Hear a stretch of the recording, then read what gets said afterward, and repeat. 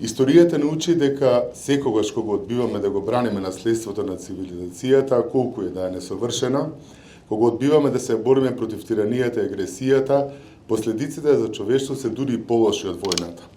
Денес сме собрани, верувам и на многу други места ширум светот, на денот кој означува 3 години од нападот на една независна европска држава Украина. Териториите на Македонија и Украина, иако с размер многу поголема Украина, биле мостови на цивилизациите, из кои минале многу племења, народи и се менувале многу владетели. Делиме слична судбина. За жал, Европа ги напушти начелата на Обединетите нации, воспоставени по Втората светска војна. Меѓународното право остана само како предмет за изучување на студенти, а тоа ги разбуди духовите од минатото. Војната е продолжување на политиката со други средства, таа е зло, насилниците не војуваат за правата на малцинствата, за слобода, нивната цел е грабање на територија и природни ресурси, нивно едно богатење, без да водат сметка за обичните луѓе, а и соствениот народ. Постојано зборував дека Европската Унија мора да ги заегне механизмите на солидарност и посилна соработка на секој план, зачествување на институциите на Европската Унија, бидејќи во спротивно земјите ги очекува поголема катастрофа. Секоја навраќање во 19. век е длабоко бришање на идејата за Европска Унија, која заради војните во минатиот век исчезна од геополитичката сцена на новиот век. Визијата на Виктор Иго за Соединетите европски држави наспроти Соединетите американски држави е единствен спас. Дали европските земји извлекува поуки од минатото? Не.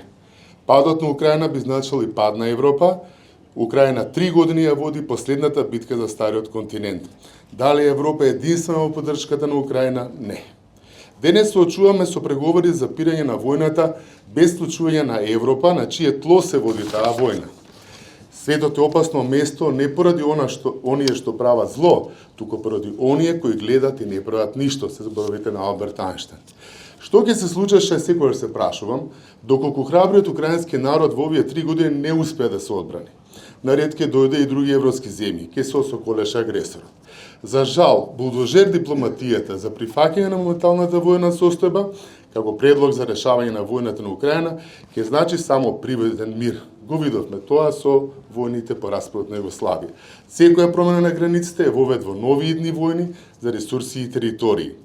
Насилството е последно заслониште на неспособните. Се надевам дека конечно способните луѓе во европските земји ќе се освестат и ќе му застанат на патот на насилството на неспособните. И ова прилика би сакал да им одам слава на сите оние илјадници луѓе кои ги изгубија своите дома и своите семејства, на сите оние кои што ги изгубија украинци животите за одбрана на својата земја и на сите оние кои што и ден денеска стојат на линиите на фронтот. Слава на Украина!